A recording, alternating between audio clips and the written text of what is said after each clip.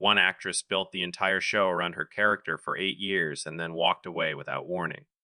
The fans were furious. The internet exploded, and the producers had to rewrite the ending of their own series because of it. Another actor left before the final season was even finished, choosing a Broadway stage over a television set that had been his home for nearly a decade. And one cast member you probably forgot about survived a bullet to the head on screen, and then came back to destroy the very person she had spent years protecting. The Blacklist ran for 10 seasons and 218 episodes. Most people remember the twists. Most people remember Raymond Reddington sitting across a table and saying something terrifying with a smile. But what happened to the real people behind those characters is a completely different story. Some of them changed their lives. Some of them disappeared. And at least one of them made a decision in 2021 that the fandom still has not forgiven. Keep watching because the story behind this cast is more dramatic than anything that happened in the show itself. James Spader is Raymond Reddington. If you asked someone to name one character from the Blacklist, the answer would be Raymond Reddington every single time. He is the criminal who turned himself in to the FBI, offered a list of the world's most dangerous people, and then spent 10 seasons making everyone around him question everything they thought they knew. The show was built around him. Every episode, every twist, every mystery, it all came back to Red. James Spader was born in 1960, which means he was 53 years old when The Blacklist first aired. In 2026, he is 66. Before this show, Spader had already won 3 Emmy Awards for his work on Boston Legal. He was not a new face. He was an established actor who chose a project that many people thought was too risky for network television. He committed to it for 10 full seasons, which is something very few actors with his profile ever do. Spader is known for being extremely private. He has been with his partner Leslie Stevenson since 2002, and they have a son together. He also has 2 sons from a previous marriage. He almost never gives interviews that go beyond the work itself, and that distance from public life has made him more interesting to audiences, not less. In 2026, he remains one of the most respected actors currently working in American television. Megan Boone as Elizabeth Keene. This is the one that changed everything.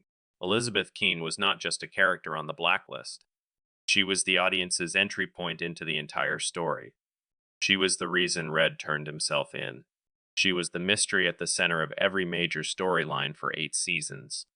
And in 2021, Megan Boone left the show, and the way it happened left fans completely blindsided. Megan Boone was born in 1983. She was 30 years old when the show started, and she appeared in 174 episodes over 8 years. Her departure in season 9 was handled in a way that divided the audience sharply. Some people felt the exit was earned. Many others felt the show had no business continuing without her. The backlash online was significant and immediate. Since leaving, Boone has largely stayed away from acting. She married artist Dan Estabrook in 2016, and they have a daughter together. In 2026, she is 43 years old. She has made only occasional public appearances and seems to have made a deliberate choice to step away from the entertainment industry for now. Whether she returns to television or film in the future remains genuinely unknown. Hisham Tawfiq as Dembe Zuma. Dembe is the character who started as Red's silent bodyguard and ended up being his conscience. For the first few seasons, he barely spoke. He stood behind Red, he protected him, and that was it. But slowly the writers began giving him more his history, his faith, his moral limits. By the end of the series, Dembe had become an FBI agent in his own right. It is one of the most complete character journeys the show produced. Hisham Tawfiq was born in 1972 and was 41 when The Blacklist began. In 2026, he is 54. What makes his story particularly interesting is his life before acting. Tawfiq worked as a firefighter in New York City before he transitioned into a full-time acting career. That background comes through in how he plays Dembe. There is a groundedness to the character that never feels performed. His friendship with James Spader off-screen is well documented by people who worked on the show, and it shows in every scene they shared. In 2026, Tawfiq continues to work in television. Klattenhoff as Donald Ressler. Donald Ressler was the agent who hated Red from the beginning and spent 10 seasons slowly, reluctantly, and sometimes painfully coming to understand him. He was the by-the-book FB, in a show that constantly challenged what following the rules actually meant. His arc was not flashy, but it was one of the most consistent pieces of character writing the show managed across its entire run. Diego Klattenhoff was born in 1979. He was 34 during the first season of filming and is 47 in 2026. Before the Blacklist, he was known for his work on Homeland. He kept his personal life almost completely private throughout the show's entire run. No social media, no tabloid stories, minimal interviews about anything other than the work itself. In an era when every cast member is expected to perform their personal life online, that level of privacy is genuinely rare. He continued working in film during the show's run and remains active in 2026. Lennix as Harold Cooper. Harold Cooper was the adult in the room for 10 seasons. He ran the task force, answered to Washington, and tried to do the right thing in situations where the right thing was almost never clear. He dealt with serious illness. He dealt with betrayal from people he trusted. He dealt with Red. And he kept showing up every single time. Lennix was born in 1964 and was 49 when the series began. In 2026, he is 62. Before the Blacklist, he was already known to audiences from the Matrix films and the television series 24. He brought an immediate authority to Cooper that the show needed from the very beginning. Without someone who felt genuinely credible running that task force, the whole FBI framework of the series would not have held together. Lennix has been married to Jenna Haley since 2009 and continued working in film and theater throughout the show's run. Amir Arison as Aram Mozhan. Aram was the heart of the task force in a way that snuck up on you. He started as the tech guy, nervous, eager to please, better with computers than with people. Over time, he became someone the audience rooted for consistently and genuinely. His romantic storyline with Samar across multiple seasons gave the show some of its most human moments, and when that storyline ended, it landed hard because the audience had put so much into it. Amir Arison was born in 1978, was 35 when the show started, and is 48 in 2026. He is of Iranian Jewish descent and studied at Columbia University before pursuing acting. He kept his personal life completely private throughout the entire run of the show. Before the final season, Arison made the decision to leave the Blacklist to pursue Broadway.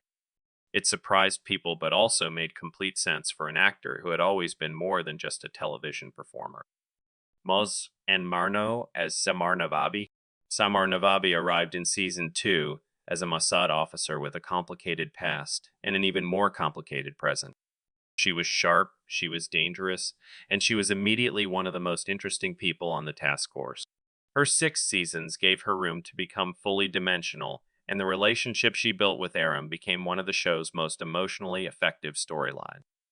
Mozhan Marn was born in Iran and moved to America as a child. She was 37 when she joined the Blacklist and is 49 in 2026. She left the show in 2019 to focus on other work, and her departure was handled through a storyline that gave Samar a real and earned conclusion rather than a rushed goodbye. Susan Blommaert is Mr. Kaplan. The story of Mr. Kaplan is one of the most fascinating things the Blacklist ever did. She started as Red's cleaner, the person who made problems disappear and never asked questions. She was loyal beyond any reasonable definition of the word. And then Red shot her, left her for dead in the woods. And she came back, not to forgive him, to depart everything he had built piece by piece. Susan Blommaert was 66 when she first appeared and is 79 in 2026. She appeared in 28 episodes, which does not sound like a lot until you understand what those 28 episodes contained. Her character's arc from trusted ally to genuine threat was one of the best single-character stories the show told in any season. Blommaert has worked in television throughout her career and has always kept her personal life completely away from public attention. Eggold as Tom Keene. Tom Keene began as a mystery. He was Elizabeth's husband, and from the very first episode, something was clearly wrong. The reveal of who he actually was changed the entire direction of the show, and what came after his slow transformation from someone dangerous into someone worth caring about became one of the more surprising redemption stories on network television in that period. Brian Eggold was born in 1984, was 29 during the first season, and is 42 in 2026. After Tom's death in season 5, Eggold went on to lead the medical drama New Amsterdam for 5 full seasons. That showed a range his Blacklist role had suggested, but never fully required. He keeps his personal life private and continues building a steady television career. 10 seasons, 15 people, and behind every one of them, a real person making real decisions about their career, their family, and what kind of life they wanted to live. Some stayed until the final episode. Some walked out early. One walked out in a way that forced the writers to rethink how the whole story ended. That is what makes a show like this worth looking back at years later. Not the plot, not the twists, but the people who showed up every day and made it feel real. The Blacklist spent 10 years asking questions it never fully answered. And somehow that is exactly why people are still talking about it.